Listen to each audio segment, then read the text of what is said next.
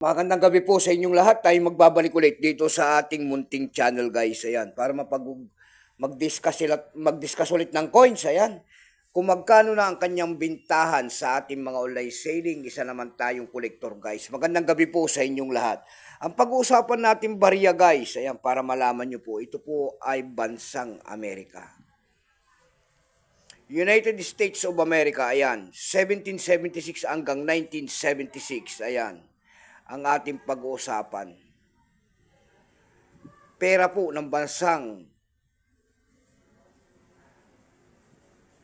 United States, ayan, half dollar.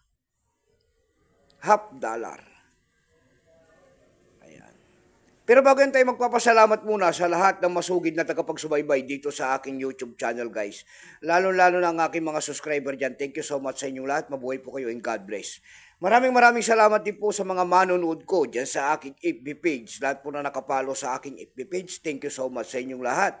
Ayan, mabuhay po kayo and God bless. Yun naman po hindi pa po nakapag-subscribe dito sa aking YouTube channel. Anyayaan ko lang sana kahit malaking tulong na po bagay ang inyong magagawa. Tulad ng pagpindot ng ating subscribe button, like and share para ma-update ko naman kayo sa mga bago ko pang ilalabas na video about coins, guys. Ayan ang ating pag-uusapan, 1776 hanggang 1976. Ayan.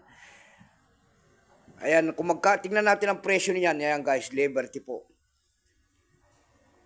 Ayan, kung ano materialis ang ginamit sa barya na yan, yan po ay volume 400 silver. Ayan, 400 silver lang pala yan.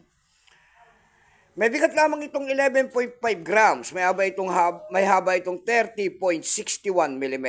May kapal po yan na 2.15 mm. Ayan. Number 21336. Reference number KM-205-A. Ito po year 1976 na ito, guys. Ito po ay 65%. Kung ilang piraso pong ginawa sa barya na yan ng Amerika, ito po ay 4,908,319 piraso po. May price appraisal na rin po yan doon sa ating lumista kung tawagin ng ating mga kolektor. Yung kanyang verify po, ang presyo po niyan ay 290.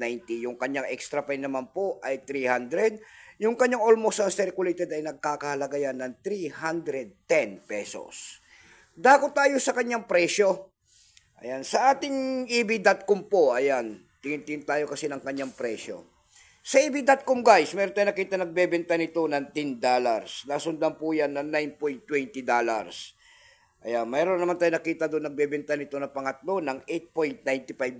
Yung pinakamababa po, tignan natin doon. Mayroon na nagbebenta nito ng $2.95. Yung pinakamababa. Dako naman tayo sa Carousel PH, guys. Ayan. PH, guys. Ayan. Carousel PH. Pumunta tayo sa Carousel PH para magtingin-tingin ng kanyang presyo. Sa Carousel PH po, ang seller po ay si Neri. Ayan, ganito po niya, ibinibenta niya ng 2,000 pesos. Meron naman tayo nakita doon nagbebenta nito ng 800 pesos. Nasundan po yan ng 850 pesos. Ayan, yung pinakamababa po na nakita natin doon na bintahan nito ay 320 pesos. Ayan. Ayan lamang po ang ating may babaging kanyang presyo po. Keep safe po sa inyo lahat and God bless at magandang gabi.